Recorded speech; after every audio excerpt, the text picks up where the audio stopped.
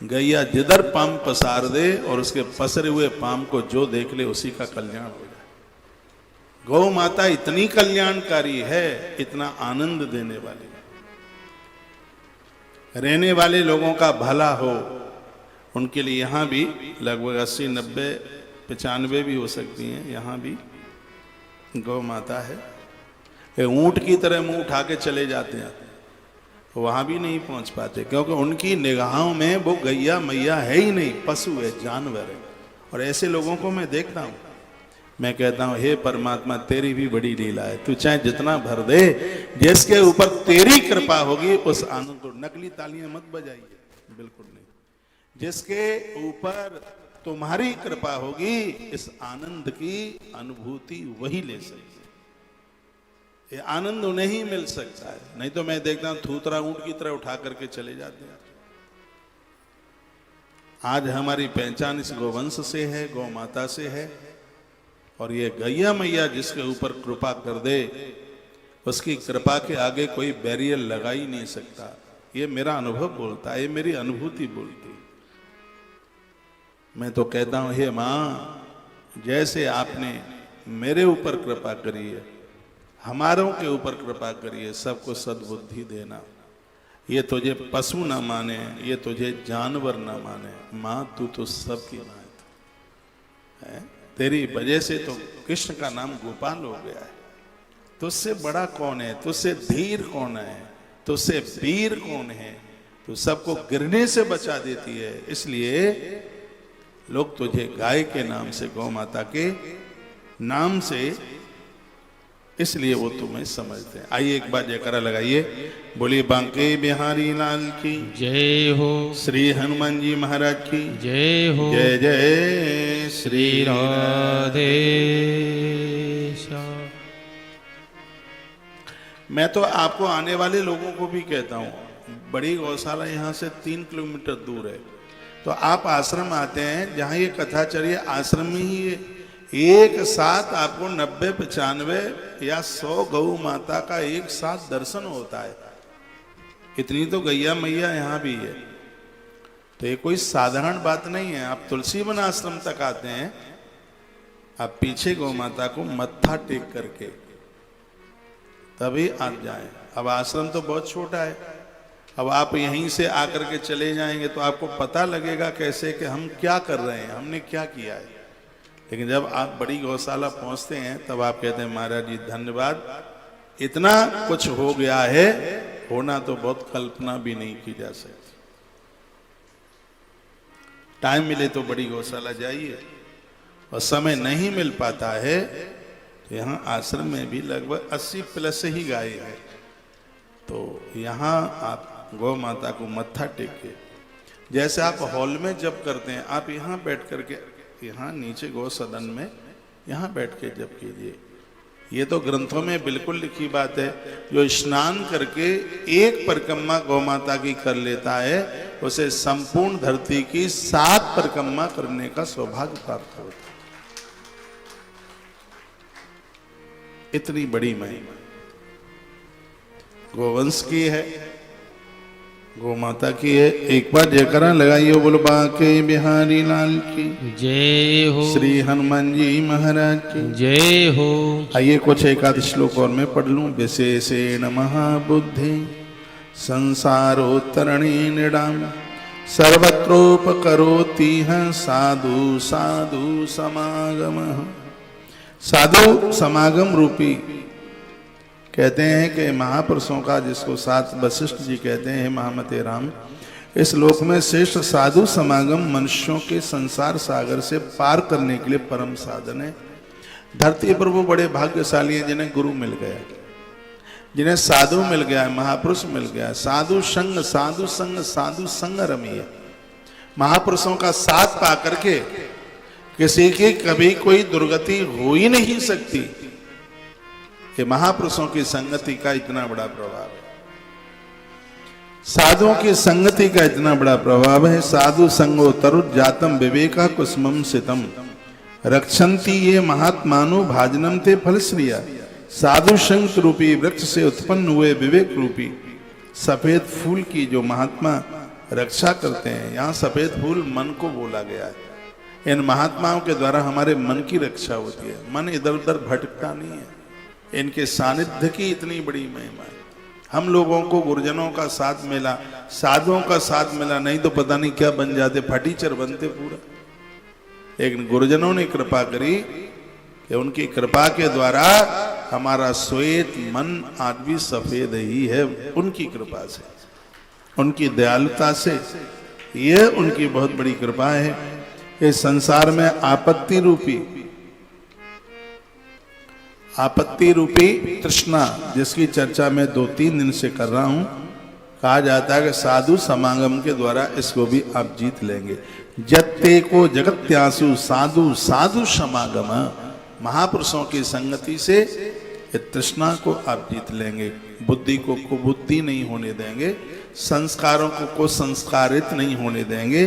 गुरुदेव वशिष्ठ कहते हैं कि बढ़िया जीवन जीने के लिए साधु समागम बहुत आवश्यक है। वर्ष में एक तिथि बड़ी पावन आती है, बड़ी पवित्र आती है, जिसे कहते हैं गुरु पूर्णिमा। बहुत बड़ा त्योहार है, बहुत बड़ा पर्व है, इसे ज्ञान पर्व का। और मैं तो कहूंगा कि इस तिथि में आप जिन गुरुजनों को, महापुरुषों को अपना जीवन साधक मानते हैं, उन्हें मानते हैं कि इन्होंने हमारे रास्ते को प्रशस्त किया है, इन्होंने हमारे जीवन को उजागर किया है, हमारे रास्ते को इन्होंने प्रशस्त किया। वर्ष में एक बार उनके चरणों में अपना मत्था जरूर टेकिए। गुरु पूर्णिमा पर जाइए। गुरु पर्व एक ऐसा अद्भुत पर्व है, उस समय नहीं जा सकते हैं, आगे पीछे जाइए।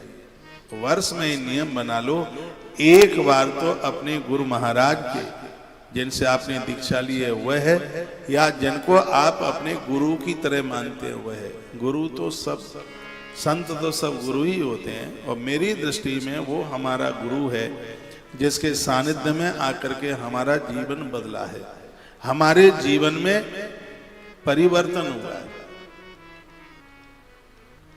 कल मेरे पास मथुरा जी से कोई बैठे थे, अंधभक्ति बिल्कुल ठीक नहीं है। ये तो अंदर से भी मेरी बात क्या स्वीकार करने के लिए वही स्वीकार कीजिए, नहीं तो सार सार को गए रहे थोता दे उड़ा। मैं यहां से 100 बात बोलूं, यदि 100 बात में 2 ही बातें उतारने के लायक हैं तो 98 को उड़ा दो, पास रखो नहीं। 2 रखने के लायक हैं तो 2 ही रखिए। उन्होंने कहा महाराज जी हम लंबे समय से एकादशी का व्रत करते हैं, लेकिन हम एक ऐसी संप्रदाय से जुड़े हैं, वो कहते हैं, हमारे गुरु कहते हैं कोई एकादशी का उद्यापन नहीं होता। ये तो आप भी अंदर से आवाज आ सकती है कि एकादशी का उद्यापन होता है कि नहीं होता। आपने आसपास भी देखा होगा, हमसे पहले वाले पूर्वज लोग भी 11 का उद्यापन करके गए हैं, और हमारे ग्रंथ भरे पड़े हैं कि एकादशी का उद्यापन होना चाहिए। अब जगन्नाथपुरी जाते हैं तो छोटे मंदिर में वहां भी एकादशी मैया उल्टी लटकी है। पुजारियों को पूछिए तो वो ये कहते हैं कि जिन लोगों ने 11 का उद्यापन नहीं किया तो माँ एकादशी कष्ट का एहसास कर रही है। यहाँ तक कहा गया कि जिनके पुरखे, जिनके माता पिता या दादा दादी दुनिया छोड़ के चले गए, एकादशी का उद्यापन नहीं कर पाए, तो उनके बहू बेटों को कराना चाहिए। ये तो हमारे ग्रंथ में लिखा है। तो वो कहते हैं कि हमें हमारे गुरुजी के प्रति बड़ी श्रद्धा है, वो हमारे गुरु है। लेकिन महाराज जी हमने आपसे सीखा है कि एकादशी का उद्यापन होना चाहिए। तो देखो हम आपके पास आ गए हैं, और नवंबर में, कार्तिक में, अब तो बजा लो, हमेशा के लिए मना थोड़ी कर दिया ताली के लिए। तो हम आपके पास आ गए हैं एकादशी के उद्यापन के लिए। तो मैं आपको यह निवेदन करूंगा, कुछ चीजें ऐसी हैं जो हमें अपने गुरु से ना मिल पाए, लेकिन जहां से मिल रही हैं वो भी हमारा गुरु ही है। तो साल में एक आध बार उनके दर्शन करते रहिए, उनसे मिलते रहिए, उनके पास जाते रहिए। वो कभी आपके नगर आते हैं तब आप उनके पास पहुंचते रहिए, उनको अपने यहाँ बुलाते रहिए। यहाँ बोला गया है साधु संग रूपी, ये साधु की जो संगति है, किसी ने कहा मिलती है साधुओं की संगति कभी कभी, ये तो बहुत भगवान कृपा करे भैया तभी ये मिल सकती है। क्या इनके पास मोक्ष फल रूप संपत्ति का भाजन होते हैं, इनके पास वो संपदा है जिसके द्वारा जीव को मोक्ष मिलता है, मुक्ति मिलती है, मन बस में हो जाता है, मन काबू में हो जाता है। विद्वान पुरुषों का समागम होने पर आत्मीय जन और धन से शून्य जो लोग, जिनको धन नहीं है, बड़ा कष्ट भोग रहे हैं, धन नहीं है, लेकिन गुरुजनों से मिलकर के धनहीन लोग भी अपने आप को अमीर मानते हैं, कहते हैं हमें तो सब कुछ मिल गया, हमें भगवान मिल गया, हमें परमात्मा के होने का एहसास हो रहा है। ये पूरा ग्रंथ का दर्शन कर लीजिएगा, ये कहीं से चुटकुले कहानी नहीं सुना रहा हूं। योग वासिष्ठ रामायण में मन को स्थिर करने के लिए सूत्र बताए गए, जिसमें गुरु को, संत को, महापुरुषों को आत्म शांति की एक बहुत बड़ी संपदा बताई। और इस ग्रंथ में बहुत बातें मैंने ऐसी बोली हैं जो शायद मैंने 31 साल में पहली बार बोली हो। मेरी कथाओं का दौर 32वां वर्ष आरंभ हो गया है। 2 तारीख को, वो 3 तारीख को 2 मई तो मंडला की गौशाला का स्थापना दिन है। 3 मई मेरी कथा की तिथि है। 3 मई को मुझे व्यासपीठ मिली। 31 साल पूरी हो गई हैं और 32वां वर्ष चल रहा है। और 32 साल में ये योग वासिष्ठ रामायण का जो आनंद आ रहा है, ये कथा कहती है कि आप किसी के ऊपर इल्जाम मत लगाइए, आप किसी के ऊपर दोष मत थोपिए कि तुम ऐसे हो। हमें किसी को सुधारने की जरूरत नहीं, हमें खुद को सुधरने की आवश्यकता है। और जब स्वयं में हर व्यक्ति सुधर जाएगा तो सुधारकों की जरूरत ही कहां पड़ेगी। हम एक उंगली दूसरे के ऊपर दिखाते हैं, कहते हैं तुम इतने बुर रहे हो, तो 4 उंगलियां हमारी तरफ मुड़ करके कहती हैं कि वो तो बुरा है, लेकिन तुम उनसे 4 गुने ज्यादा बुरे हो। अपनी तरफ झांक करके देखिए। कबीर साहब ने बड़ी अच्छी बात कही थी, बुरा जो देखन में चला बुरान मिलिया कोई, और जब दिल खोजा अपना तो सच में मुझसे बुरा ना कोई। और वही महापुरुष है, वही अच्छे लोग हैं जो अपने अंतस में, अपने अंदर अपनी कमियों का एहसास कर लेते हैं। तो गुरुजनों का संग पाइए। साधु संग तरुर जातम विवेका कुसुमम सितम रक्षण के महात्मानु भाजनम ते फल श्रियम। कहा गया कि एक बहुत बड़ा मोक्ष फल रूपी संपदा कोई है तो वो गुरुजन है, वो महापुरुष है। भाग्यशाली हैं जिनकी गुरुजनों से खूब बनती है। विद्वान पुरुष का समागम होने पर मन स्थिर हो जाता है, मन निर्मल हो जाता है,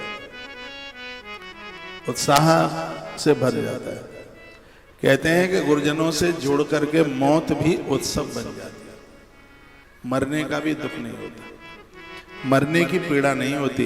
जो आनंद फिर होली दिवाली में आता है, प्राण छोड़ने में उसी आनंद की अनुभूति होती है। स्पष्ट कहा, मृत्यु भी उत्सव के रूप में बदल जाती है और आपत्ति संपत्ति में बदल जाती है। क्या श्लोक है, कमाल कर दिया श्लोक बोल रहा हूं। शून्य माकीर्ण तामेति मृति रप्युत सवायते आप संपत्ति देवाभाति विद्वन जन समागमे। कहते हैं कि जब हम गुरुजनों से मिल लेते हैं, गुरुजी की कृपा हो जाती है, तो क्या सुंदर वर्णन किया गया है। कहते हैं इतनी बड़ी महिमा है गुरुजनों से मिलने की। वो कहते हैं कि जीवन इतना धन्य हो जाता है कि मृत्यु तो उत्सव में बदल जावे, आपत्तियां संपत्ति बन जाती हैं हमारे लिए। गुरुजनों का मिलन इतना बड़ा प्रभावी हो। इस धरती पर गुरुजनों की कृपा से बहुत कुछ प्राप्त हुआ है, ईश्वर मिले। एक बार जयकारा लगाइए, बोल बांके बिहारी लाल की जय हो, श्री हनुमान जी महाराज की जय हो। परम विवर्धनम बुद्धेर ज्ञानत प्रसातनम समुसारणामादीनां विद्धिं साधु समागम। हे राम, आप साधु समागम को, बुद्धि को अत्यंत, ये साधुओं का जो समागम है ये बुद्धि को अत्यंत बढ़ाने वाला है, अज्ञान रूपी वृक्ष का उच्छेदन करने वाला है, यानी काटने वाला है, और मानसिक व्यथाओं को दूर करने वाला है। ये गुरुजनों के सानिध्य का इतना बड़ा। आदमी कितना भी दुख में हो, परेशानी, और हर आदमी के साथ कोई न कोई तो दिक्कत परेशानी जुड़ी हुई है, लेकिन ये महापुरुषों का समागम हमें परेशानियों के दलदल से मुक्त कर देता है। अपने दिन को 4 भागों में बांटिए और आपको अपना ये काय काय में समय देना है। नंबर 1 काम, काम नहीं तो दाम नहीं।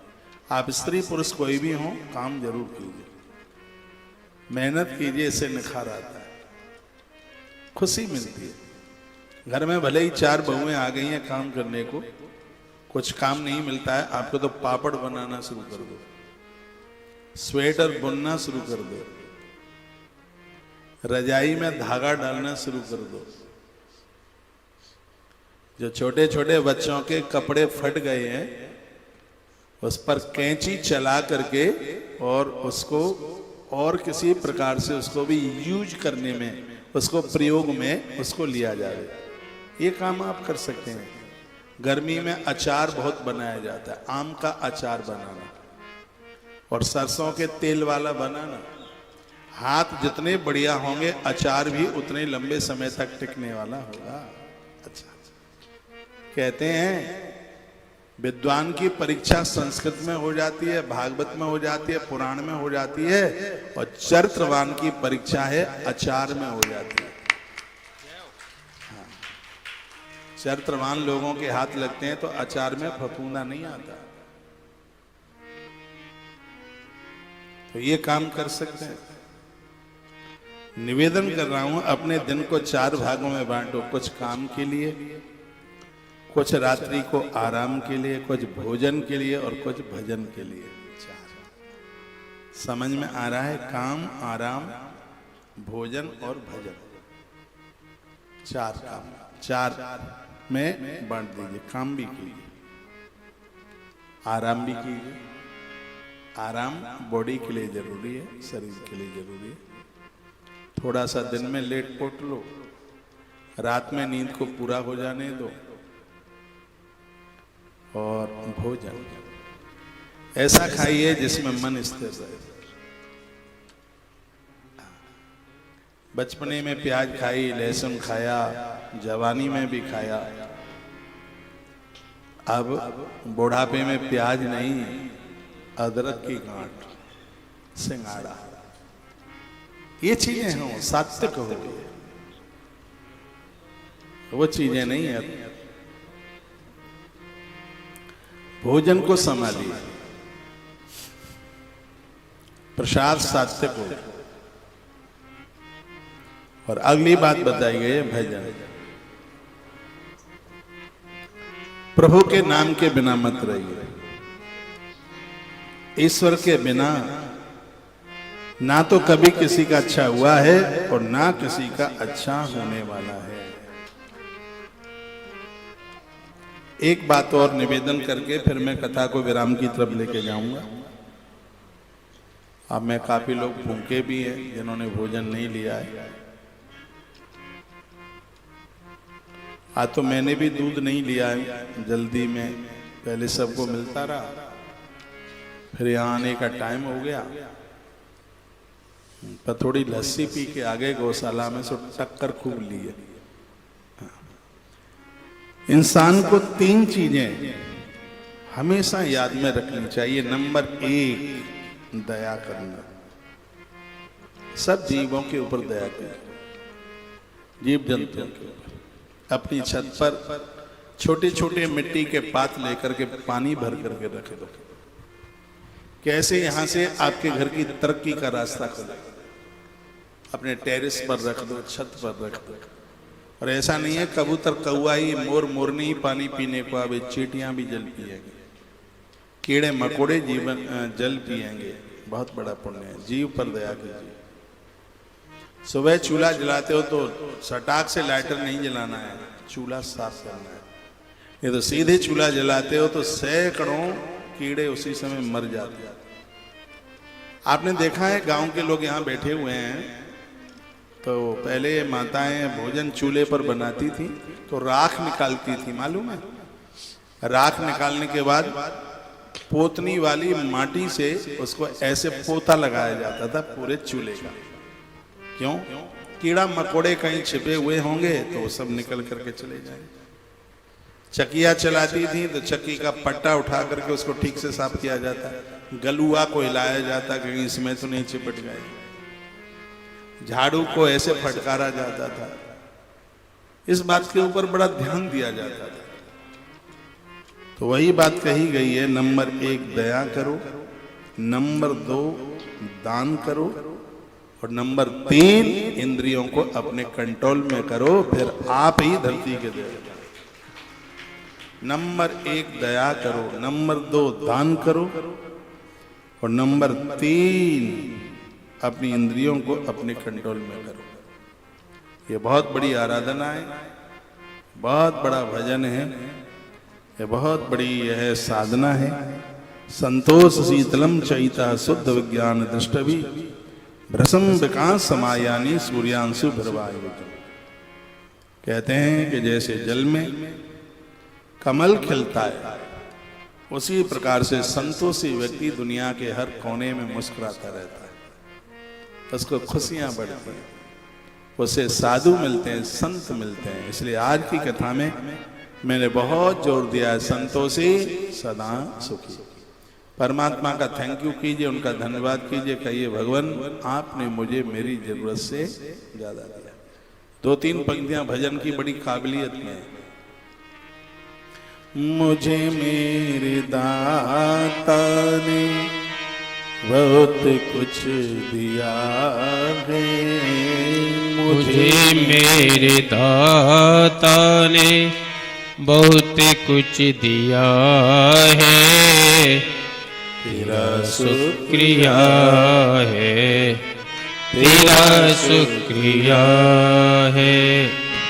मुझे मेरे दाता ने बहुत कुछ दिया है, तेरा शुक्रिया है, तेरा शुक्रिया है। मुझे मेरे दाता ने बहुत कुछ दिया है, मुझे मेरे दाता ने बहुत कुछ दिया है, तेरा शुक्रिया है, तेरा शुक्रिया है। मुझे मेरे दाता ने बहुत कुछ दिया है, तेरा शुक्रिया है, तेरा शुक्रिया है। सुबह जागते समय, रात्रि को सोते समय ये भगवान को धन्यवाद दीजिए। पंक्तियां मैं रोज गुनगुनाता हूँ। सुबह सुबह मेरी जगने का बड़ा मस्ती का समय होता है। उस समय मैं अकेला ही होता हूँ 365 दिन। मैं भाग्यशाली हूँ। भोर में मैं खुले आकाश का दर्शन करता हूँ और अपने मन की बात में प्रकृति को सुनाता हूँ। दिन भर में तो मैं आपको सुनाता हूँ, लेकिन भोर का एक ऐसा समय होता है, मैं अकेला कभी छत पे होता हूँ, कभी इधर गो खिरक में होता हूँ, इधर पीछे।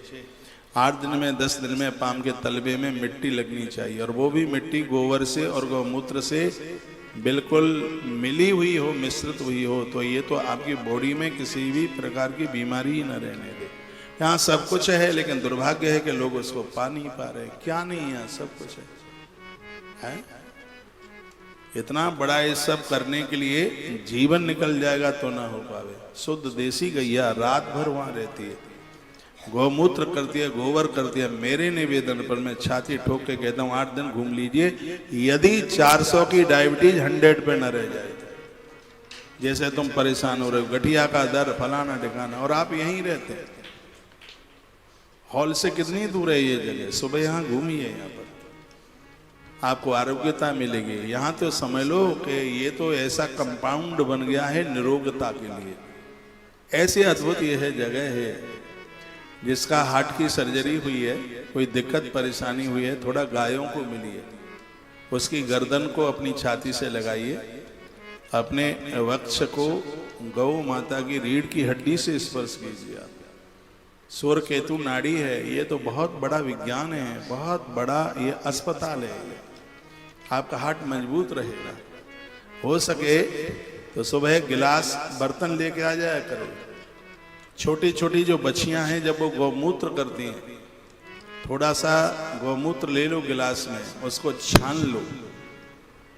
हाँ, और छान करके यदि गर्म होने की व्यवस्था हो जाए तो फिर तो बात अलग ही है।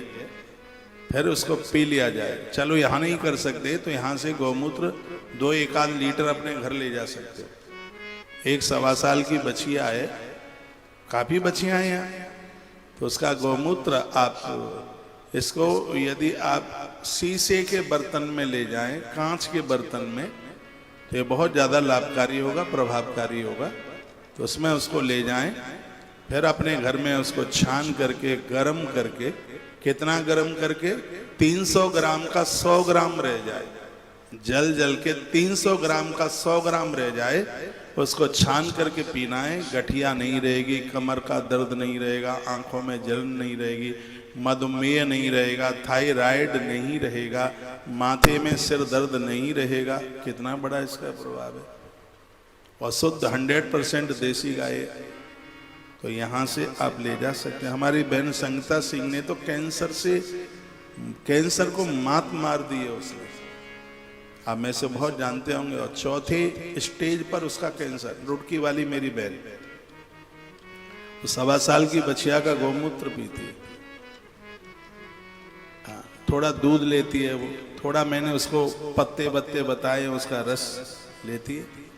डॉक्टर्स लोग कहते हैं कि बस जिंदगी का अंत, लेकिन भगवान की कृपा से, गौ माता की कृपा से वो बड़ा बढ़िया जीवन, आनंद के साथ जीवन जी रही है, उसे कोई दिक्कत नहीं है। अब तो शादी शुदियों में भी जाने लगी, अब तो अपने घर भी जाने लगी, रिश्तेदारी भी में जाने लगी। तो ये तो यहाँ एक बहुत बड़ा ये अस्पताल है, चिकित्सालय है। आप यहाँ तक आते हैं, बिहारी जी का दर्शन करते हैं, बहुत अच्छी बात है, परिक्रमा करते हैं, बहुत अच्छी बात है। यहाँ से आरोग्यता, यहाँ से निरोगता लेके जाइए, थोड़ा यहाँ बैठ के भजन कीजिए, गौ माता की परिक्रमा कीजिए, उन्हें लाड लड़ाइए, उनके ऊपर हाथ फेरिए, कहीं उनको कीड़ा मकोड़ा कलीली लग गई है, उसको नोच नोच करके बाहर कर दीजिए उसको। ये कीजिएगा आप। 20 मिनट भी गैया मैया के बीच में लगा देते हैं, जीवन आनंद से भर जाएगा। विदेश में, ऑस्ट्रेलिया जैसी जगह पर 1 घंटा गौ माता के, देसी गैया मैया के बीच में रहने पर 20,000 रुपया लगता है।